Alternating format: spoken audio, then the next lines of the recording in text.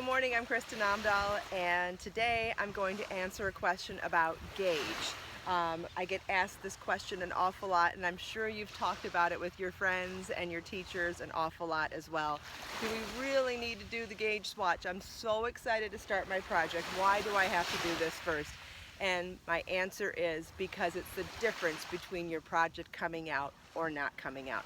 If you're a process crafter and you just want to create and you don't care if you ever wear it or if it ever fits, then you know what?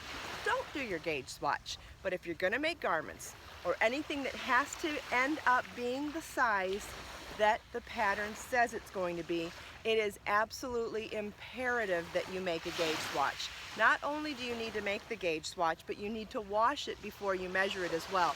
And let me tell you why. If you're making garments, you're going to get sweaty in them. They're going to get dirty, and what are they going to need? They're going to need to get washed. And how fiber is affected by water is one of the biggest deciders in what your gauge is. So once you've made your gauge swatch, you need to get it wet. You need to wash it, let it dry, even if you want to stretch it, lay it out, whatever you're going to do, then let it dry.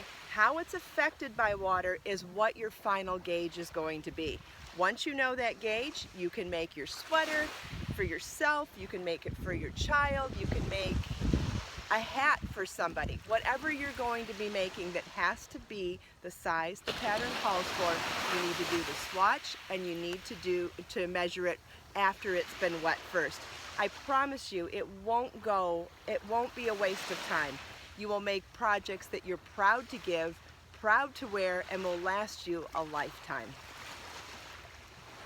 Some people also ask me, do I need to cut the yarn and waste my yarn for that gauge swatch? And my answer is maybe. If you want to cut it off, fasten it off, cut it off, and then go wash it, you can. Or if you want to drag your last loop really long and pull your ball through that last loop before fastening off, what you can do is keep that ball off to the side while you wash the swatch. Once it's dry, you can easily pull the ball back through to unravel it. So if you want to keep that yarn, if your project calls for the exact amount of yarn that that ball has, that's not a problem. Otherwise, one of the things I suggest, if you've just got lots of swatches laying around, make an afghan or a scarf out of it. I think patchwork is one of the prettiest ways to use up leftovers.